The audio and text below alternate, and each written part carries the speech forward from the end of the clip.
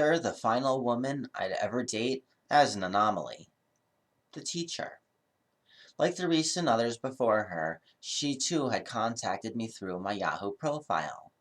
We talked via email for about a day or so before finally scheduling a date.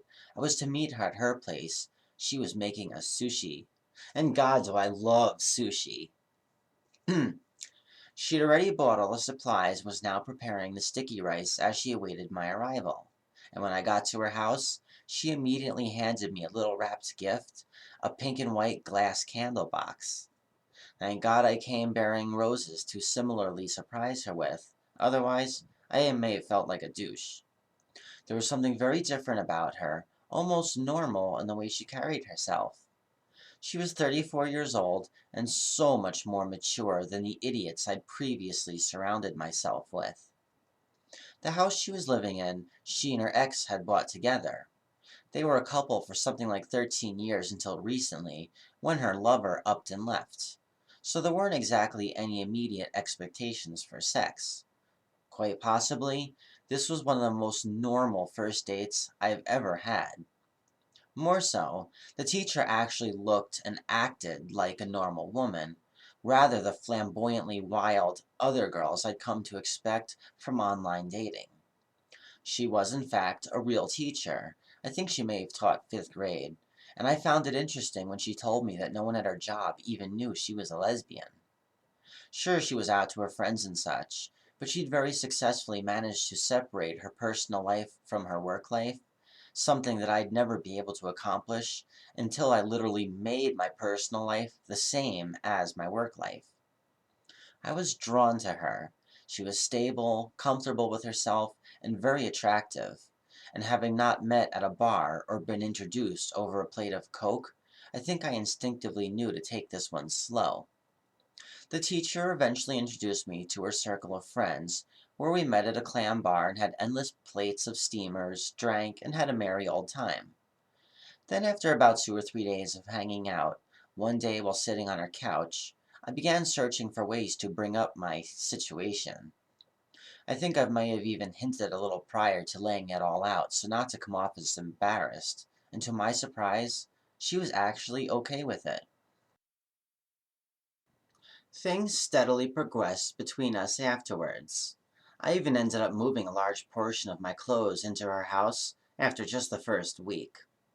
As for the sex, I was actually able to tolerate it between her and I. I might even go so far as to say that we both enjoyed it. In the mornings, we both get ready for work and then part ways, but I'd always come back. I absolutely loved waking up next to her. It was the happiest I'd been in a really long time. On the days when it wasn't too cold, we'd often drive to this nearby lake surrounded by a wooden dock. We'd then dress in our warmest clothes and run the perimeter. She was always so concerned for her well-being, and I remember hoping that it would rub off on me. Dating a woman as a woman can be the most awe-inspiring, fulfilling, and satisfying experience, if you can get it right. Women are just more sensual than men. There's nothing comparable to a woman's touch. Only good luck finding lesbian bliss more than once a year. Still, this relationship was a reassurance that I wanted to remain in this section of the dating pool. Then came my company Christmas party. It was down to the final days before I was set to take off.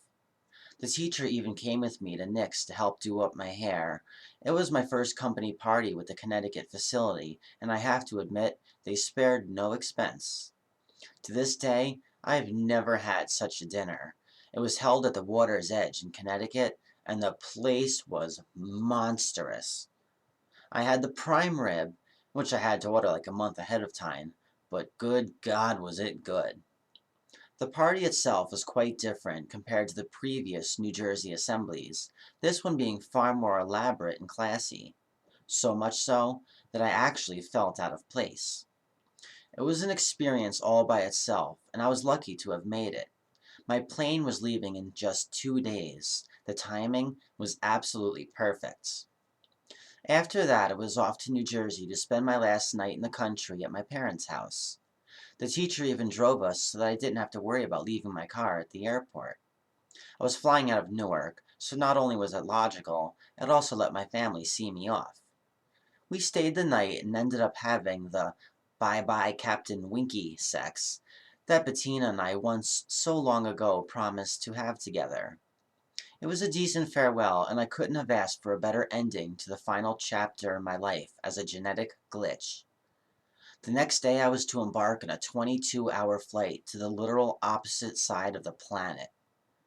Both my mom and the teacher seemed a little uneasy in watching me go.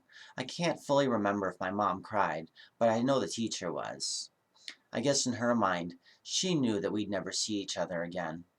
She still had a lot to deal with personally, and she absolutely hated the house she was stuck in after her ex left her.